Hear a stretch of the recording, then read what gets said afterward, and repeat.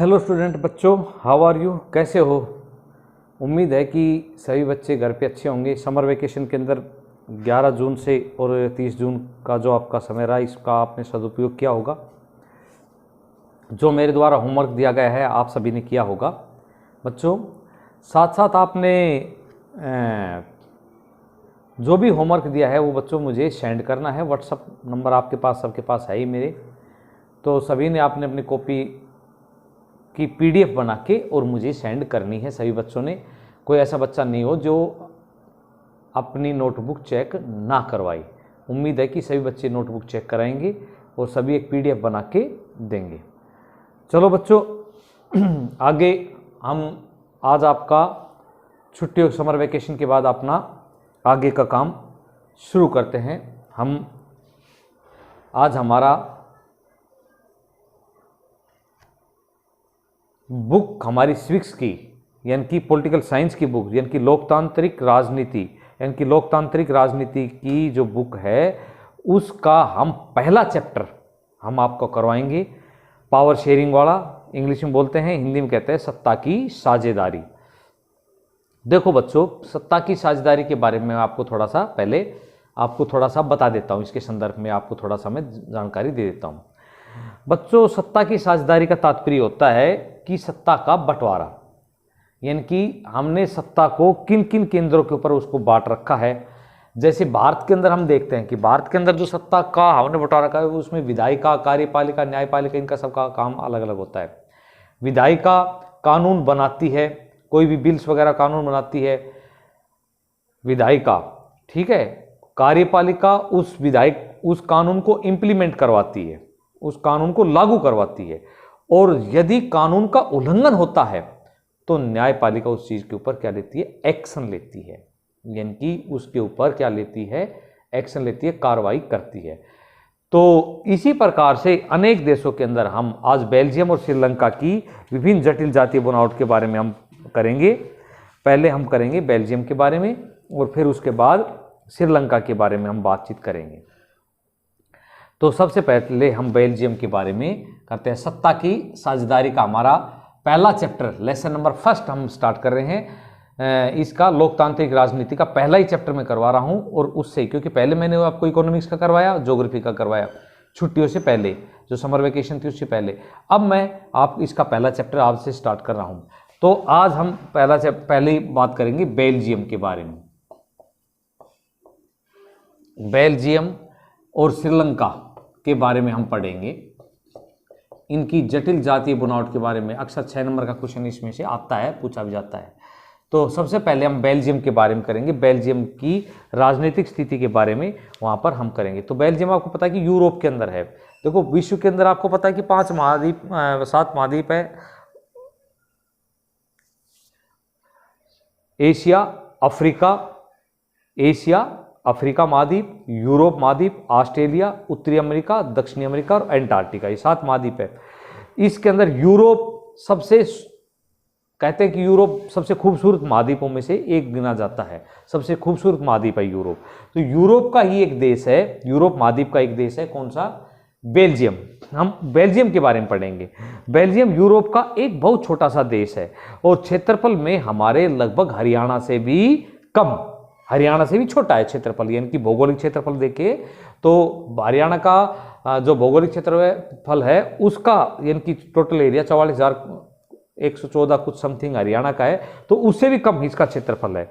और इसकी सीमाएं किन किन देशों से मिलती है, नीदरलैंड से, यूक्रेन से और जर्मनी से इनकी लगती है। और इसकी आबादी 1 करोड़ से बस कुछ थोड़ी है, जबकि हरियाणा की आबादी तो 2 करोड़ से भी ज्यादा है और इसकी आबादी हमारे हरियाणा की आबादी से आधी है। तो इसकी आबादी करोड़ से, यानी कि हरियाणा की आबादी से भी करीब आधी है।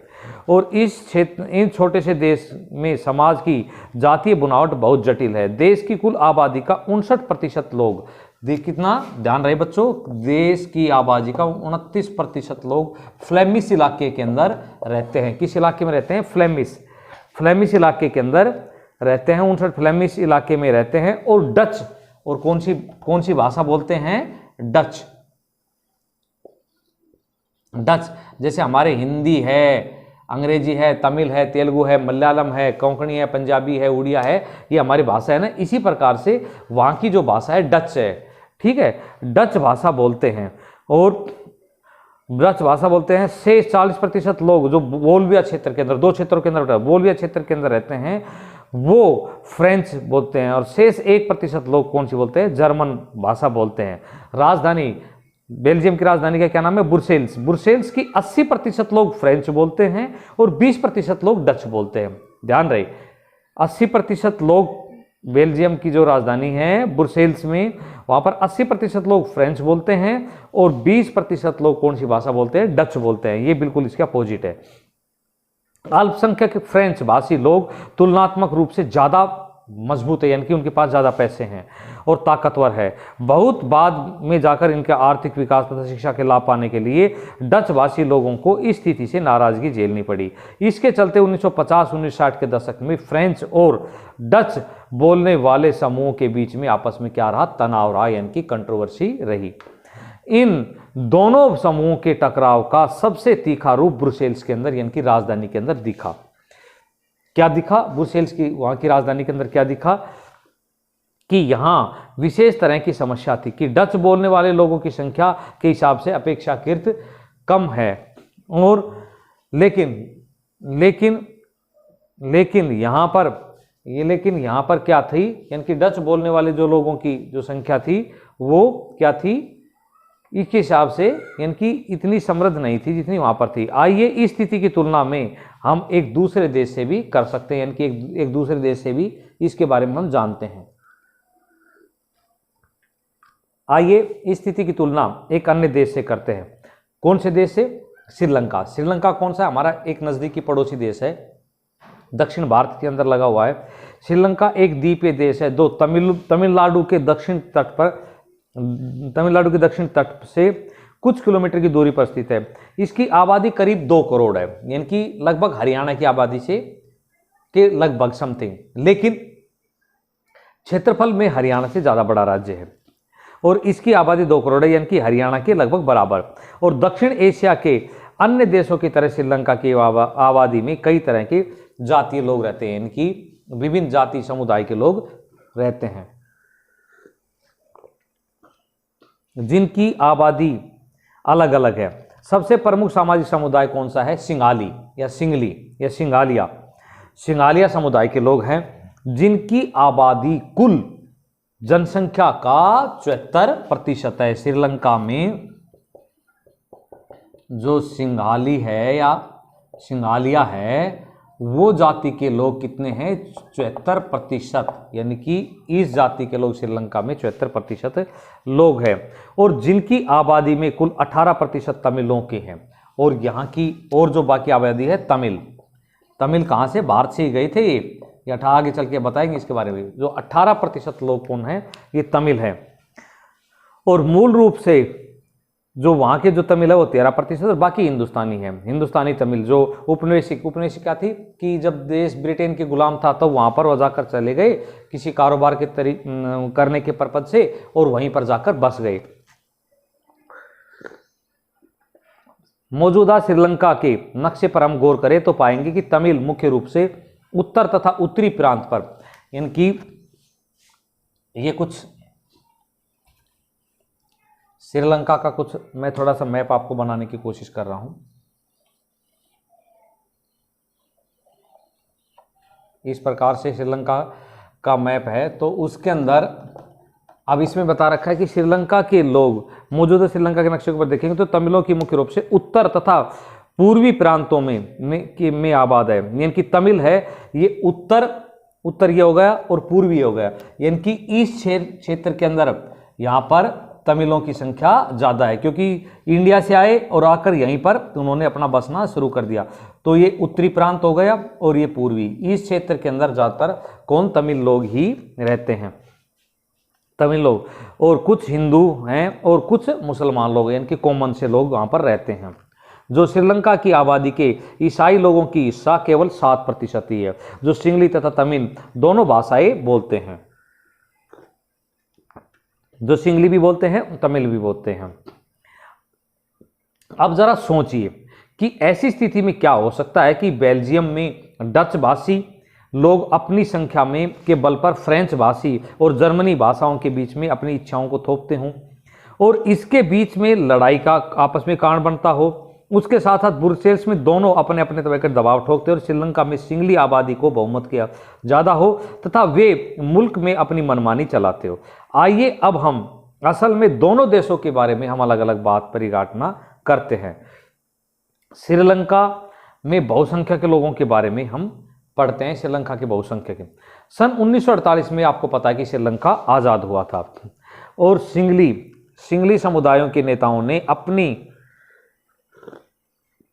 बहुसंख्या के बल पर शासन के प्रभुत्व को जमाना चाहा। इसी वजह से लोकतांत्रिक रूप से निर्वाचित सरकार ने सिंगली समुदाय की प्रभुसत्ता कायम करने के लिए अपनी बहुसंख्या प्रति को तरह तरह से अलग अलग कदम उठाए। 1956 में एक कानून बनाया गया जिसके तहत तमिलों को दरकिनार करके सिंगलियों को एकमात्र राजभाषा घोषित कर दिया गया। विश्वविद्यालयों और सरकारी नौकरियों में सिंगलियों को प्राथमिकता देने की नीति भी चली। नए संविधान में यह प्रावधान भी किया गया कि सरकार बौद्ध मत को संरक्षण का बढ़ावा देगी और एक एक करके आइए इस सरकारी फैसलों पर श्रीलंका तमिलों की नाराजगी को हम आगे यानी कि बेगानेपन के रूप में हम देखते हैं और उनकी राजनीतिक परिस्थितियों के बारे में भी हम पढ़ते हैं कि किस प्रकार से वहाँ पर इन समुदायों के बीच में आपस में वो रहा, यानी कि आपस में श्रीलंका के बीच में जो समुदाय है यानी कि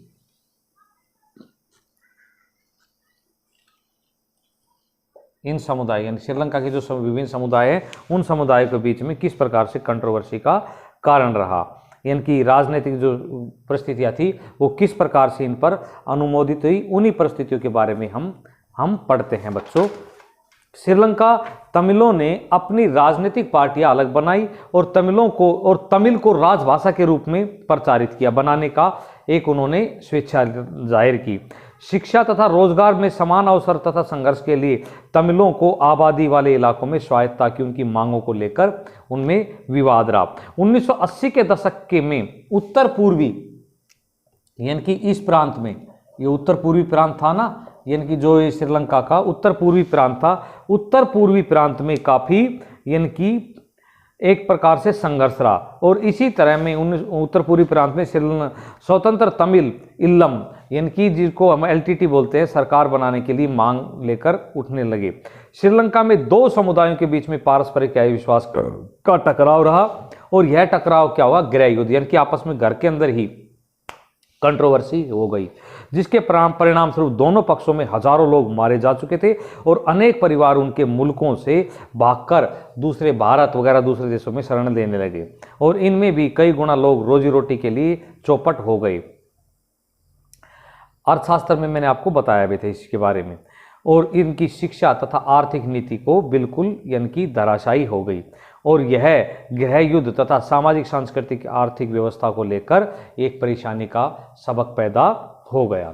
तो ये श्रीलंका की कुछ कंट्रोवर्सी के बारे में था, यानी कि तमिलों के बीच में और सिंघालियों के बीच में जो लड़ाई हुई थी उसका कारण मैंने बताया। कल नेक्स्ट जो हमारी सैटरडे को वीडियो आएगी उसमें हम बेल्जियम की साझेदारी के बारे में या समझदारी के बारे में हम आपको बताएंगे।